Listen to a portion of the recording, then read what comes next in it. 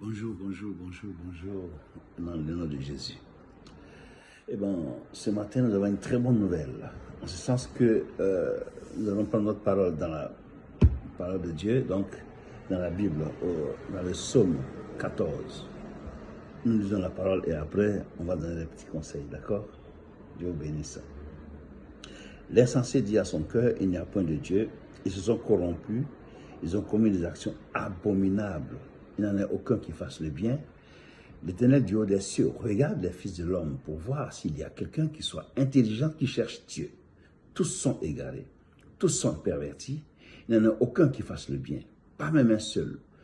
Tous ceux qui commettent l'iniquité ont-ils perdu le sens? Ils dévorent mon peuple et le prennent pour nourriture. Ils n'invoquent point l'Éternel. C'est alors qu'ils trembleront d'épouvante quand Dieu paraîtra au milieu de la race juste. Jeter l'opprobre sur l'espérance du malheureux, l'Éternel est son refuge. Oh, qui fera partie des Sion la délivrance d'Israël? Quand l'Éternel ramènera les captifs de son peuple, Jacob sera dans l'allégresse, Israël se réjouira. Donc, voici le psaume 14. En fait, Dieu dit que toi, ma soeur, toi, oui, je parle de toi-même, tu cherches un homme marié, un homme qui a souffert sa femme jusqu'à aujourd'hui, ils s'en sortent. Toi, c'est toi qui vas aller la chercher. Tu vas aller chercher ce monsieur, sortir avec, coucher avec lui, mettre le péché dans sa vie. Dieu dit que tu commets des actions abominables. C'est écrit ici. Des actions abominables. Il te dit que tu ne l'invoques pas. Pourquoi tu ne l'invoques pas?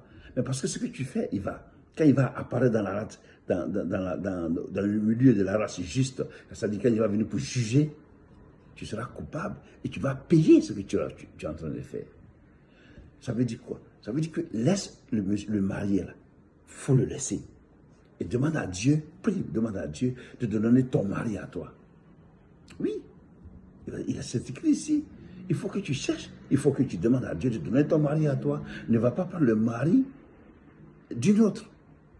Tu vas briser un foyer. Il faut craindre Dieu, ma fille. Il faut craindre Dieu. Il faut le craindre. Et ne te lève pas comme ça, de ton propre chef, pour aller briser un foyer, quelque chose que tu n'as pas construit, tu vas détruire. Fais attention. Et aussi à toi, mon frère, à toi, ma soeur. Mon frère, la femme qui est mariée, cette femme, elle ne t'appartient pas. Il y a beaucoup de femmes. Dieu dit ici, il faut l'invoquer. Dans Psaume 14, il dit invoque-le. Il faut l'invoquer. Tu comprends? Il faut lui demander la femme, ta femme à toi. Parce que la femme mariée que tu es en train de chercher, quand il va descendre, Jésus-Christ, quand il va juger cette affaire-là, il va te frapper. Et tu vas payer. Parce que tu as poussé une femme à commettre l'adultère. La Bible dit que c'est Dieu lui-même qui juge les adultères. Donc ne t'engage pas dans cette voie. C'est pas bon. C'est une mauvaise voie. Une voie où la mort est dedans. Et c'est une mort, ce n'est pas une mort physique là, c'est une mort éternelle.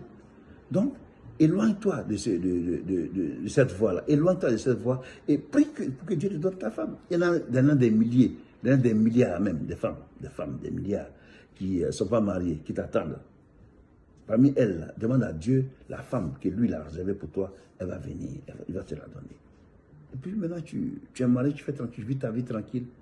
Mais ne t'engage pas dans la voie d'une femme mariée. Ne t'engage pas, ma soeur, dans la voie d'un homme marié.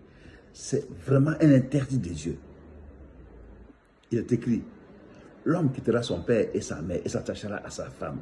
Les deux deviendront une seule chair. Donc, ils sont un. Tu comprends, non?